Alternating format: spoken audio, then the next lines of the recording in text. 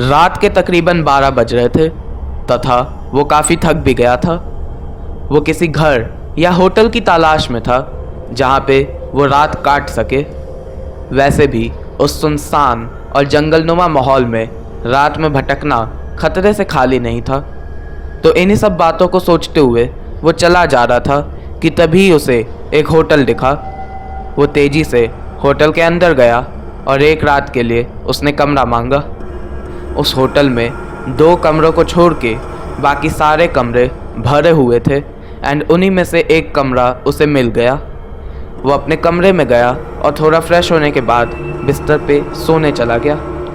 रात के 1 बज चुके थे और उसे काफ़ी गहरी नींद आ रही थी, लेकिन तभी उसने अपने बगल वाले कमरे से कुछ आवाज़ें सुनाई दी,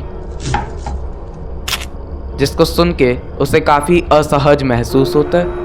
वो बगल वाले कमरे में जाता है तो देखता है कि वो कमरा अंदर से बंद है। वो नॉक करने का सोचता तो है, बट फिर उसे लगता है कि इतने रात में नॉक करना ठीक नहीं रहेगा, दूसरों के लिए भी और उसकी खुद की सेफ्टी के लिए भी। पर चूँकि हल्की हल्की वो अजीब सी आवाज़ आ रही होती है तो क्यूरियोसिटी के मारे वह फैसला लेता है कि वो की होल से झांक के देखेगा कि क्या हो रहा है अंदर झांकने पे वो देखता है कि एक लेडी दरवाजे के उल्टी तरफ मुंह करके बैठी हुई है। उस लेडी का रंग एकदम दूध जैसा सफ़ेद था।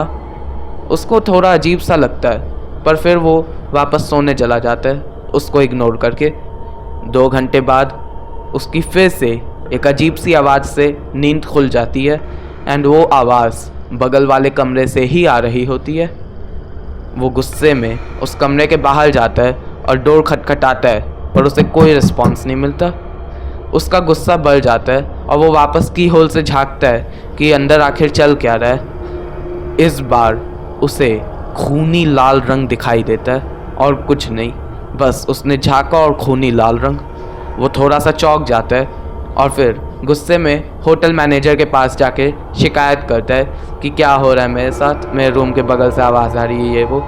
होटल मैनेजर पहले तो कहता है कि कुछ नहीं है सर, आप वापस सोने चले जाइए, लेकिन जब फिर वह इंसान भड़क जाता है तो होटल मैनेजर उसे बताता है कि उस कमरे में एक औरत अपने हस्बैंड के साथ रहने आई थी एंड वहीं पे उस आदमी ने अपनी वाइफ का मर्डर कर दिया था। तब से उस औरत की आत्मा उसी कमरे में भटकती रहती है एंड इसीलिए वो कमरा हम हमेशा बंद रखते हैं। हो सकता है आपने उसी औरत की आत्मा को देखा हो, वो किसी को आज तक नुकसान तो नहीं पहुंचाया उसने।